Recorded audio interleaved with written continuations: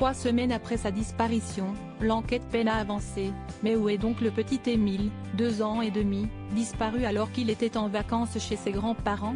Si toutes les pistes sont toujours étudiées, la pression et le manque de résultats pourraient devenir difficiles à vivre pour les enquêteurs, très impliqués, qui parcourent le village.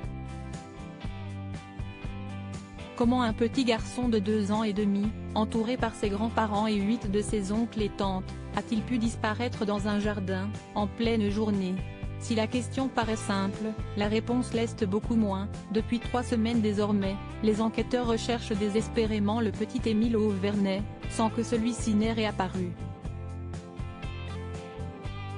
Et pour eux, la pression médiatique et celle de tous les proches du garçonnet doit commencer à être difficile. Si est une phase psychologiquement très dure pour les enquêteurs.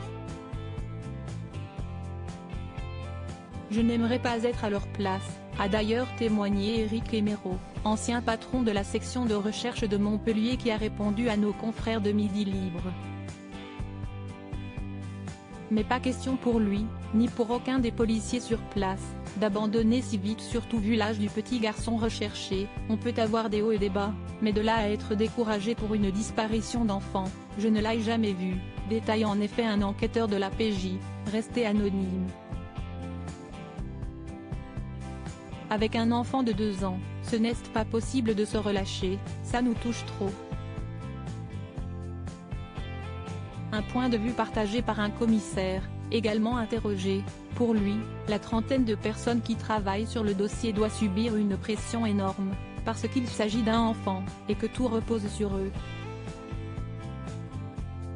Une situation terrible d'ailleurs, tous sont d'accord. Désormais, il va falloir ne pas céder à cette pression, garder la tête froide et un œil critique malgré la famille, qui a besoin d'un véritable soutien. Si est une situation terrible, il y a un soutien à apporter à la famille, une relation nécessaire pour l'enquête et pour les proches de l'enfant, qui ont besoin de se rattacher à ceux qui s'occupent de retrouver leur enfant. Mais il faut aussi rester objectif, et être certain qu'on ne nous cache rien. Cela oblige parfois à être assez intrusif avec des gens qui sont en pleine détresse, expliquent les professionnels.